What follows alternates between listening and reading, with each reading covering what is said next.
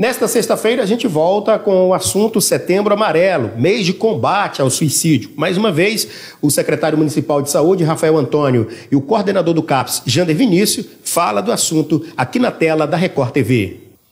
Jander, para finalizar, você atende Tucumã e Orilândia, né?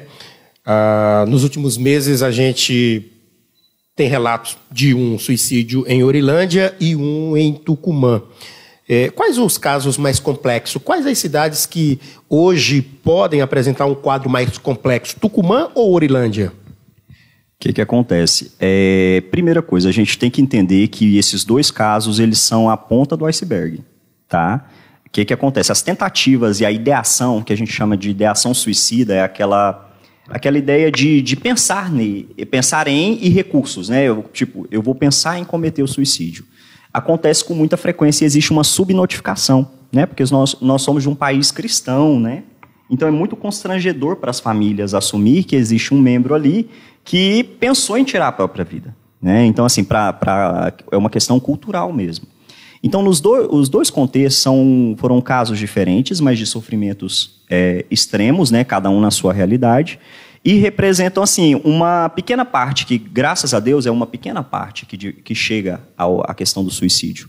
Mas, pelo porte municipal, em termos de habitantes, os dois municípios eles apresentam uma característica que difere de muitas regiões. Então, assim, a gente trabalha hoje com uma margem de quase 2.000 usuários cadastrados em Orilândia e mais de 2.000 usuários cadastrados em Tucumã.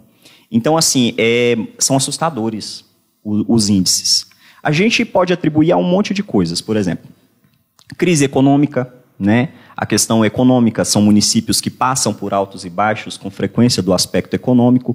Então, assim, terra de oportunidade, de emprego, mas tem momentos em que isso oscila, né? Então, assim, para alguém que veio aqui buscar uma oportunidade, está trabalhando, perdeu o emprego, como faz? Né? Eu já atendi um caso de um senhor em surto depois de ter ficado desempregado. Ele já estava 4 meses consumindo bebida alcoólica de maneira intensiva, né, muito, bebendo demais, de modo bem nocivo, né? E ele entrou numa crise, ele teve uma crise psicótica, porque estava desempregado e estava esperando uma outra oportunidade que iria surgir e não surgiu. Né? Então, assim, hoje os dados aqui são alarmantes, então hoje as famílias elas precisam nos ajudar, né, em termos assim, de observação. Eu sempre falo que é igual quando a gente trabalha com escola, né? Ano passado a gente teve muita coisa assustadora que a gente escutou em escola. De menina, eu escutei o relato de uma menina que ela tentou suicídio 3 vezes e a mãe dela não tomou conhecimento, né? Então isso é chocante demais, isso é alarmante demais. A gente não pode ignorar uma coisa dessas. Então eu acho que você precisa, você cidadão, você ser humano, né? Você precisa atentar para quem está perto de você. Porque o sofrimento ele nem sempre é aquela coisa escancarada, aquela coisa escandalosa, aquela coisa que aparece assim, que é muito aparente, né? Então, assim, às vezes o sofrimento ele é muito sutil, né? Ele é muito delicado. Então, assim, é importante que a gente conheça as pessoas que a gente ama e dedique tempo a estar com elas, né? Porque a partir do momento que você conhece o padrão de normalidade, por exemplo, assim, eu sei que o meu irmão, a minha irmã, meu filho, minha filha, meu esposo, minha esposa é assim. Então, se ele começa a aparecer com mudanças de comportamento, eu vou perceber. Porque tudo que difere da normalidade, quando a gente conhece a normalidade, a gente percebe. Então, é fundamental que, nesse momento, a gente procure ajuda. Porque eu falei que os dois municípios contam hoje com uma demanda gigante de psiquiatria, né, de saúde mental. Mas eu também tenho que destacar que ambos têm equipe. Igual, os CAPs estão muito bem estruturados e tem o profissional psiquiatra, que é o médico especialista que trata essas doenças mentais e emocionais. Porque, como eu falei desde o início, nós não estamos trabalhando com uma vontade deliberada de tirar a vida. Nós estamos trabalhando com uma vontade de matar, de exterminar a dor, que vem de um sintoma, de uma sintomatologia de uma doença de base, que geralmente é a depressão, mas tem outras.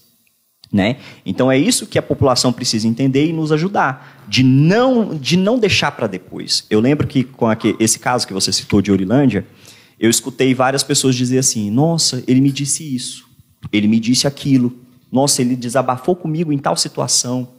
Né? Então, assim, dê tempo para o desabafo do seu colega, o que a pessoa deve fazer nessa hora, Jander? A pessoa que ouviu alguém falando que está à beira de um suicídio. Primeira coisa, não se escandalize nem se desespere. Mas também não banque como a maioria faz de não dar importância, né? De achar que é frescura, que a pessoa está querendo chamar atenção. Aquela ideia que, graças a Deus, tem caído por terra, que é aquela questão assim, quem fala não faz. Se tratando de suicídio, quem fala faz, né? Então, assim, não deixe de escutar. Primeiro passo, faça uma escuta. Escuta mesmo, seja disponível, ofereça os seus ouvidos para a pessoa. Porque no nosso mundo hoje é muito difícil encontrar um ouvinte, né? As pessoas elas têm uma tendência mais a falar de si mesmas, né? Parar para escutar o outro é um grande desafio. É como se roubasse o nosso tempo, né? Tipo assim, é como se você estivesse perdendo um tempo que você poderia estar gastando com você está gastando com o outro. É o reflexo de uma sociedade egoísta, né? Estamos desenvolvendo muito isso, né? Então, é uma questão que precisa mudar. Então, faça a escuta, primeiro passo. O segundo passo, entenda que é doença. E se você tem formação ou não tem, de saúde que seja, você não vai tratar aquela pessoa naquela situação. Então, você precisa buscar ajuda especializada.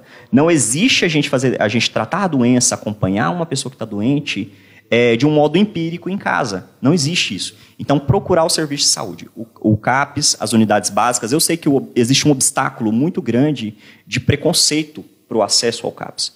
Então, assim, a primeira vez que o meu primeiro emprego depois de formado foi nesse CAPS daqui.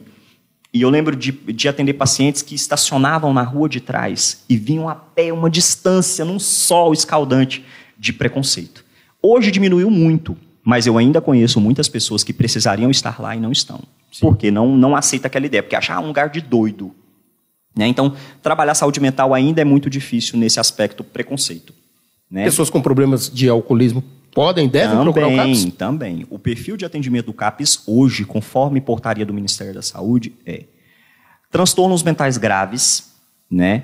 Depressão, transtorno afetivo bipolar, esquizofrenia, toque, pânico e por aí vai. Todos esses transtornos graves que a gente conhece têm perfil de atendimento para o CAPS. E mais recentemente, a questão da criança, o autista, né? O transtorno do espectro autista, o TEA, que está em ascensão. Na verdade, está em ascensão os diagnósticos, né? Que, na verdade, os casos já aconteciam, mas hoje já existe uma série de dispositivos diagnósticos maiores e o olhar dos profissionais médicos que trabalham nas unidades básicas se aperfeiçoou. Né? Hoje percebeu-se que dá para identificar sintomas de traços de autismo de uma forma mais simples, né? Sem precisar ir direto para um neuro. É um perfil de atendimento e a dependência de crack, álcool e outras drogas, que inclusive eu destaco que aqui na nossa região não existe nenhum tipo de droga de abuso que não circule por aqui. Né? Eu lembro que Oxy, quando teve a descoberta no Acre, eu acho que o primeiro caso foi no Acre, se eu não me engano, eu acho que com uma semana eu atendi uma gestante grávida de gêmeos que já tinha feito uso de Oxy aqui. Né? Então, daí você tira uma ideia de que já circula. Então, hoje, uma droga sintética é produzida em São Paulo, na Bolívia. Geralmente, ela não gasta 30 dias para chegar no mercado daqui. Né? Então, assim, está acontecendo. Só que o CAPS trabalha com esse público de forma voluntária. A gente precisa entender que, às vezes, as pessoas nos cobram posturas igual, vá lá na região da rodoviária, converse com as pessoas que usam droga. Eu falei assim, não funciona assim. Para a dependência química, o tratamento ele só tem sucesso se o indivíduo ele tiver o desejo. Sim. O desejo é o pontapé inicial. Tem tratamento? Tem. Só que o indivíduo ele é uma boa parte. Tanto que teve aquela discussão nacional em torno das internações compulsórias que não deu certo, não foi para frente, porque a pessoa ficava 6 meses internada numa clínica especializada, fazendo um processo de desintoxicação e reabilitação. Quando saía, a primeira coisa que ele fazia, até para contrariar o sistema. Né? Então, assim, tem o tratamento, é um serviço de porta aberta, mas o indivíduo ele tem que ter tomado essa decisão, porque a gente vai trabalhar junto. Não tem como a gente trabalhar sozinho. Então, Jander, quero agradecer mais uma vez a sua presença. Sempre que pode, a gente solicita e você nos atende. Muito obrigado. E deixe aí as suas considerações finais e o convite para que a população e a pessoa que tenha algum familiar com esse tipo de problema possa comparecer no CAPS, possa ter um acesso para que a informação possa ser repassada com mais transparência e ela possa levar os cuidados para o seu parente, para o seu ente querido. Eu queria pontuar o seguinte, que para uma escuta não precisa ser psicólogo. tá? Uma escuta profissional, ela não é obrigatoriamente executada pelo profissional psicólogo. Então, para as pessoas que sentem assim um certo constrangimento, uma vergonha mesmo, de ir no CAPS procurar ajuda, talvez seja mais fácil ir na unidade do seu bairro, né?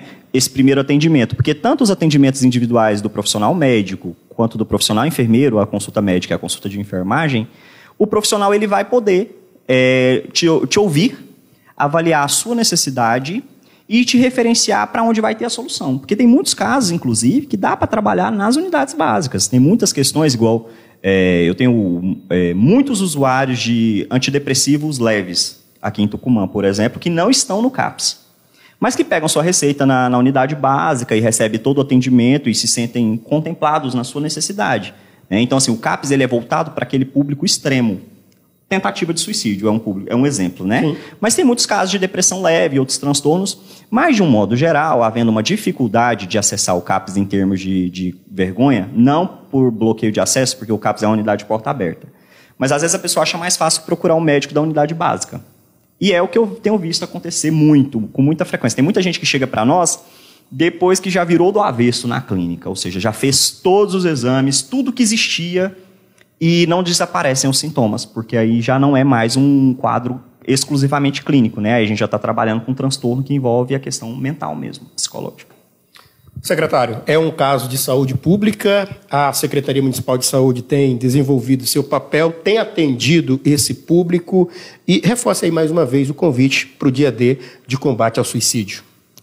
Sem dúvida nenhuma, Juscelino, quero convidar você que está nos assistindo, que pôde compreender a complexidade desse assunto e a importância do Setembro Amarelo, do combate ao suicídio, participar da grande caminhada dia 27, às 7h30 da manhã, saída do nosso CAPS à Praça Ronan Magalhães. Você é nosso convidado especial e contamos com a sua presença.